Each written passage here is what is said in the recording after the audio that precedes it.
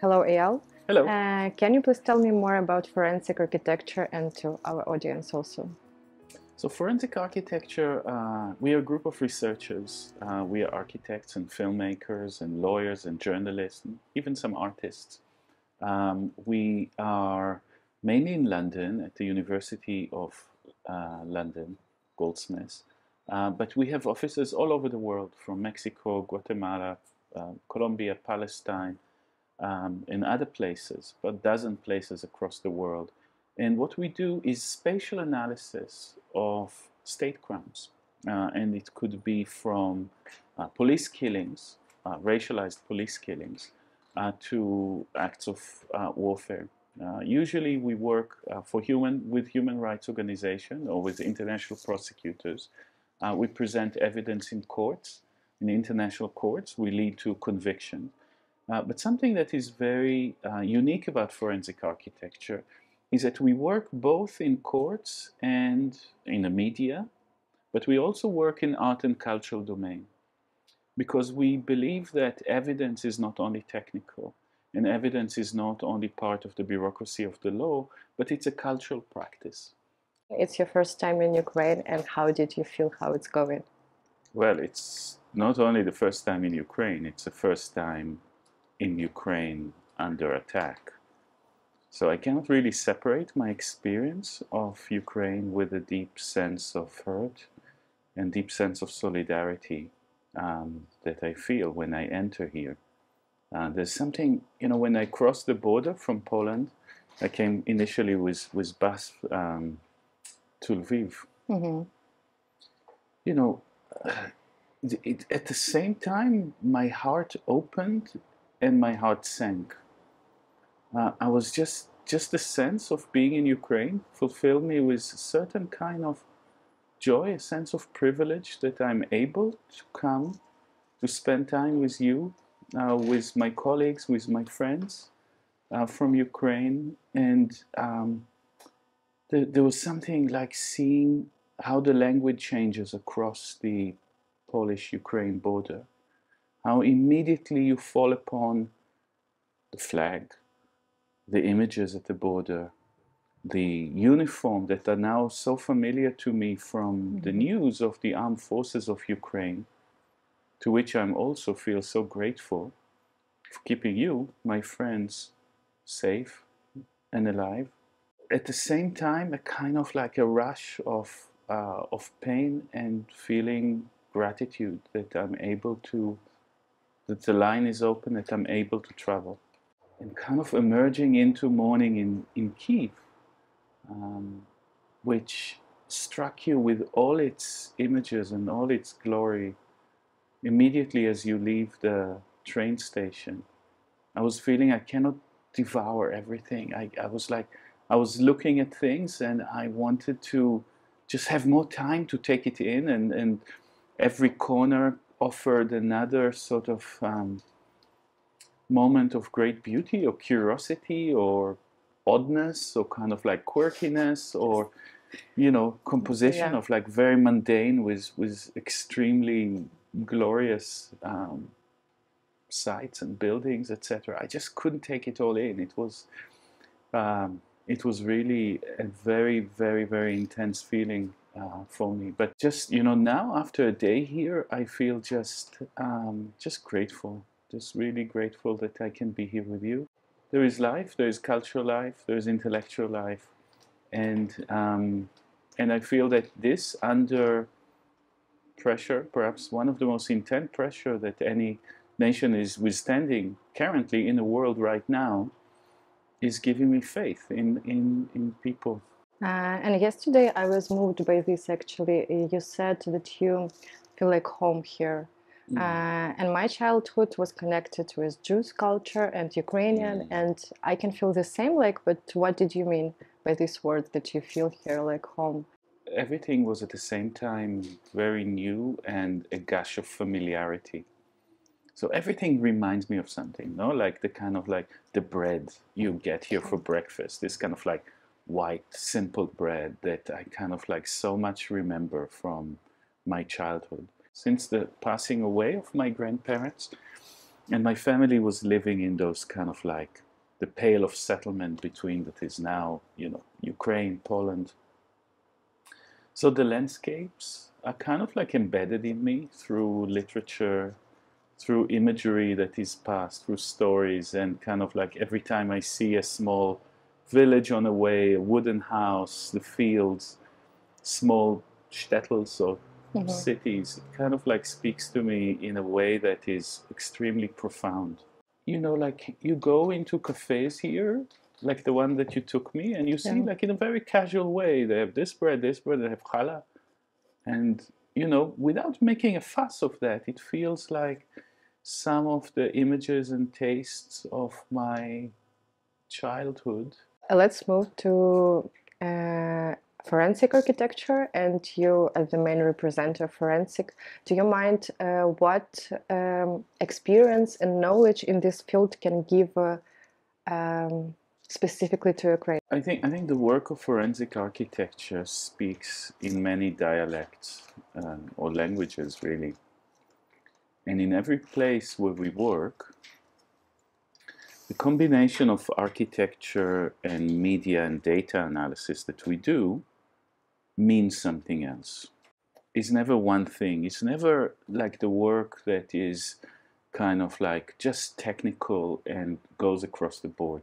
And this is why it is extremely important for forensic architecture not to become a technical expertise, but also a cultural project. And to be a cultural project, we need to be learning from people who have been here, working here, struggle here, and understand a particular context, right? So when we work in Mexico, we have partners in Mexico. There is a forensic architecture unit in Mexico. In Palestine, we work with a human rights organization called Al-Haq. And in Germany, we're working with forensics on neo-Nazi violence, etc. Here, we partnered with an organization that we respect the work very much, called the Center for Spatial Technologies, that we work with and understand through their thinking, through the kind of the political, aesthetic, cultural analysis of what is at stake here in using architecture to reveal the truth about some things. What does evidence mean? How to use evidence? And in the context of war, with such heartbreaking amount of mass civilian and military casualties that are happening, and such level of sacrifice and resistance, that simply going and doing like journalism, journalistic analysis, what happened, to whom, exactly how, who fired the shot, is not enough. No, I live now in London, and people are getting familiar with Ukraine and Ukraine's map for the first time. People did not know where Kyiv was, they did not know where Kharkiv is, they did not know where Kherson is, Bakhmut. These are names that appear to most people for the first time. And what is extremely important is to find a way to expose current events, but with them open up the deep cultural meaning of places. So it's not only a kind of a mechanical sort of reconstruction of what happened, but a doorway or a probe, like a medical probe. No, you take and you try to understand, and not only to understand, but to communicate the deep cultural history of a place. So what we learned, and what I think forensic architecture can help Ukraine is, in the Ukraine context, is that we are thinking about evidence philosophically, historically, culturally, as much as we think about it legally. And therefore, the attacks, what we've worked here with Center for Spatial Technologies on Babin Yar or on the theater, are attempts to really kind of like understand something deeper about the place, to think about investigation of an event that happened at present as a doorway into the deep history of a place. So a principle of forensic architecture that we're saying when you wear the spectacle, the goggles of architecture, meaning you look at things with a precision like you are an architect and building, you know, sort of like a three-dimensional model of a building, a very precise three-dimensional model of a building. You start building historical events. You would learn about them much more than if you're simply reading documents. You could discover new things. And we feel that the Center for Spatial Technologies have discovered elements of one of the most researched episodes in the history of the world simply by wearing a kind of like an architectural optics on their heads. Yeah, I have only two comments because not only Jews were killed there, and the second one I want to talk about is really the most researched place here, but still we don't have, after 80 years, commemorialize it, and we don't have memorial, we don't have a proper memory about this, we don't have a place. And it's really a big problem of Ukrainian people.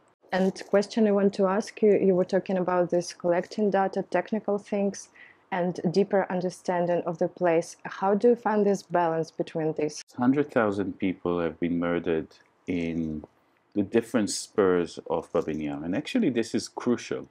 It's crucial because it is actually, that place is a way to start thinking laterally. And I think that as a Jewish Israeli, somebody that has grown up in a situation where the interpretation, the moral, cultural interpretation of the Holocaust has been not only technical or historical endeavor, but a cultural and political one. Perhaps one of the most important, you know, at least in the world that I was living in, the world of human rights, the world in which Zionism is debated, state of Israel, the occupation of Palestine, etc. The cultural, historical understanding of the Holocaust has been kind of crucial. And broadly speaking, I think two almost contemporaneous responses to the Holocaust emerged in the late 40s, early 50s. One of them is the State of Israel, right?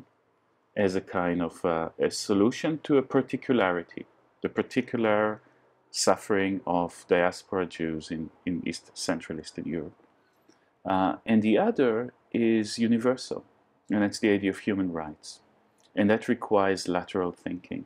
As a Jewish person, you would think that both of them are different approaches to make Jewish life safe. Recently, those two have come into contradiction, in which the principle Israel sees, the other project that came out of the Holocaust, the principle of human rights, as endangering its very existence. Recent Israeli governments, and I'm not only speaking about the Netanyahu government, but the kind of like the consensus of mainstream of Zionist parties is that the principles of human rights is weaponized against Israel. They call it lawfare.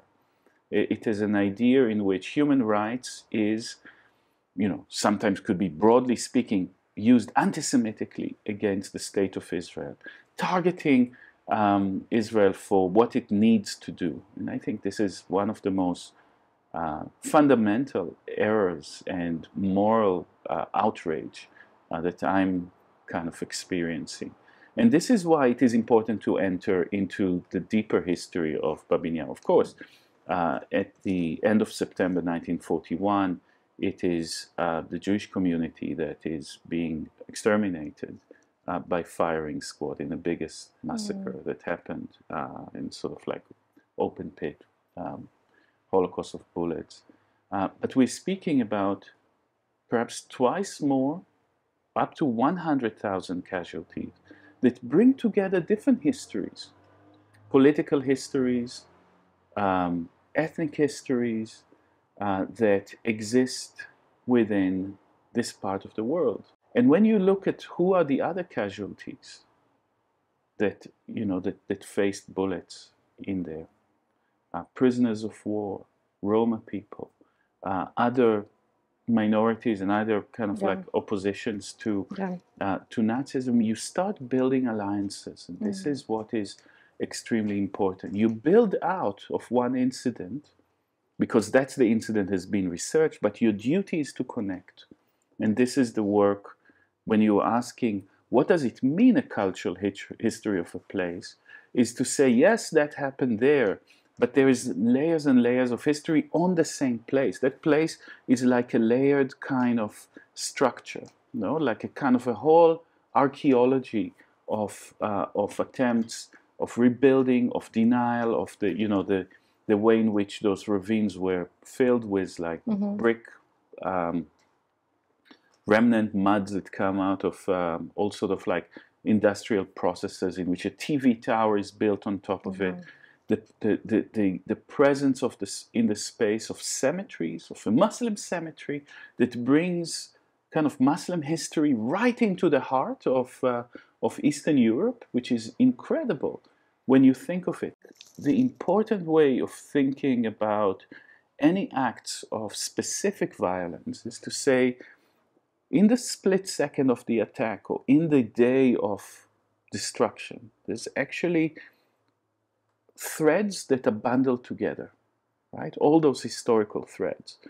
And we need to be very, very carefully analyzing them in order to build relation, in order to open the historical meaning, in order to connect to other history, in order to put an event not in some kind of universal, ethical, no place at all, right? As if Babin Yar is, and it has a history, and that history connects to many threads and many other histories. And this is the work that we have learned doing that work, CST having undertaken that work, having connected that into all sort of strands of Ukrainian history. The question of history and the question of narration, the question of memorial is very different. Memorials are a reflection of our contemporary culture. They are falling prey usually to politics because, again, they have to be in a real place. That place is controlled by a municipality or a government. Budget has to be undertaken or have to be collected.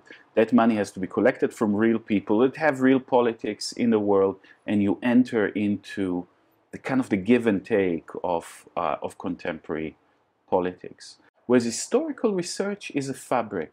Historical research is like you take those bundle of threads and you build a fabric with them and you weave them together, and then you find something else and you weave it in. It's something that can grow, and it's something that, you know, the weave of the fabric of truth is never tight. It always can accommodate new facts and change, and it's a collective process. I do recognize that some people require that. I'm not necessarily against it, but it's not anything that I would actually advocate or enter the debate about, because I think in order to do that thing, you would need certain alliances with political projects.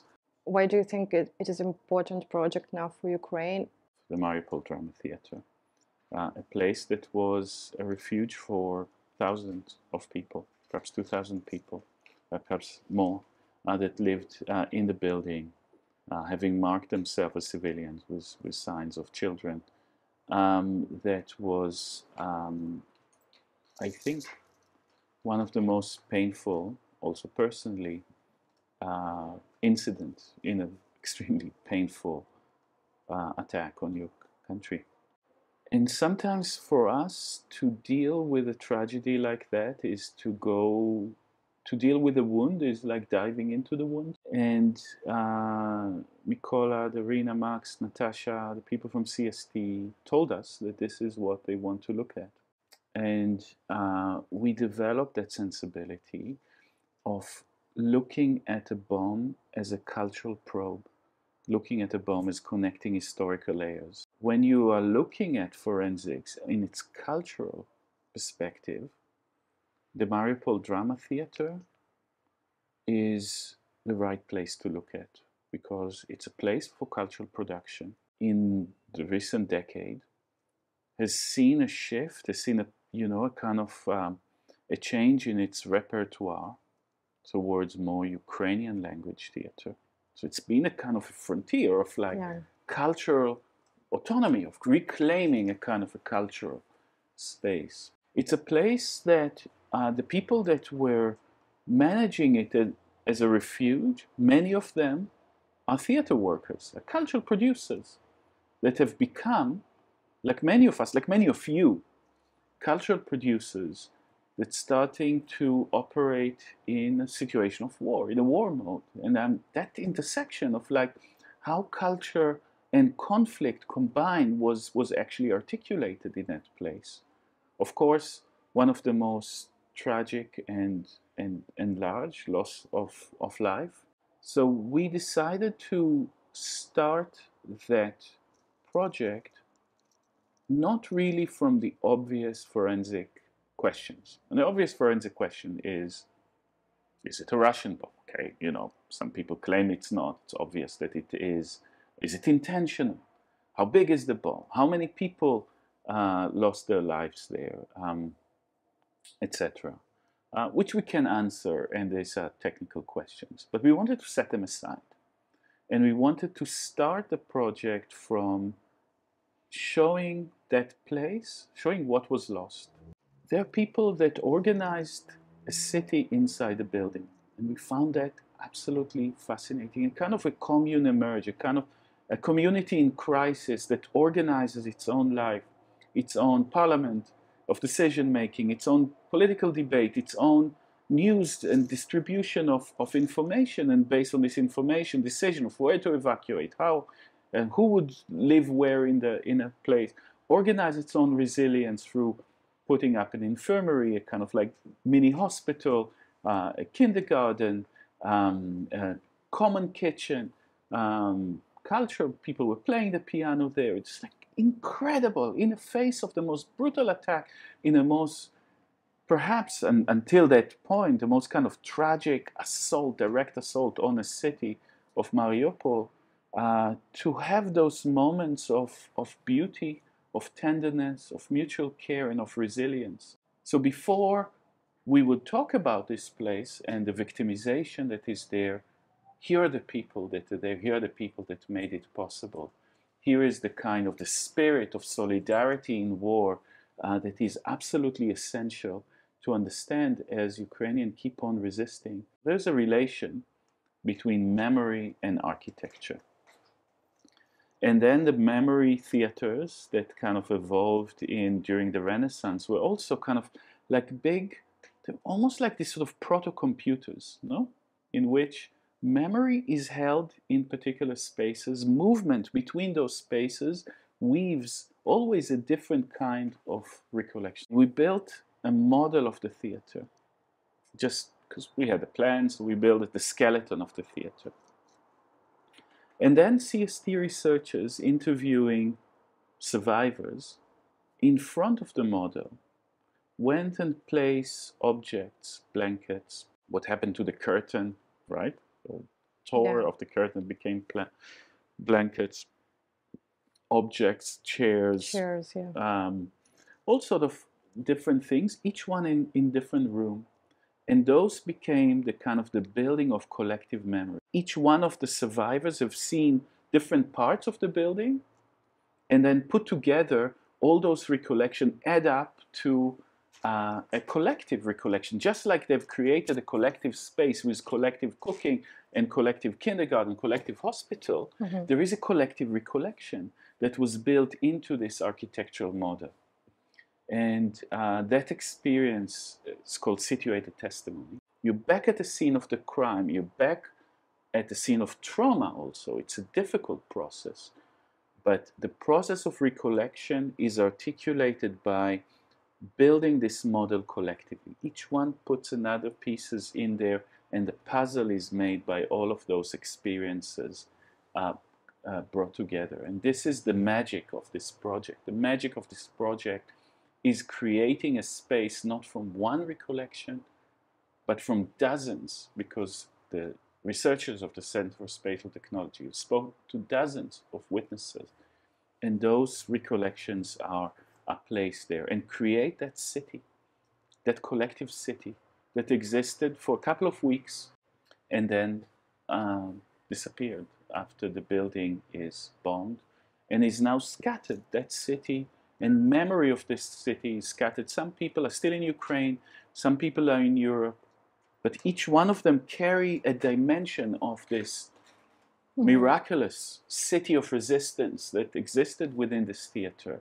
How actually this investigation and this project can help us in a court? Like, could it be like a real evidence, or just to help us to punish these people who did this? Firstly, I want to say that it was also moving, and one of the greatest, it's always one of the greatest privilege, is to present work to people, to survivors.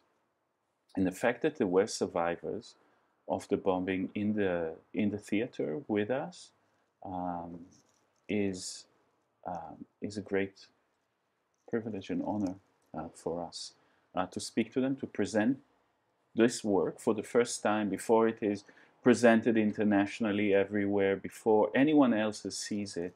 The survivors are amongst the first two. It's not only a cultural project, it's a cultural forensic project.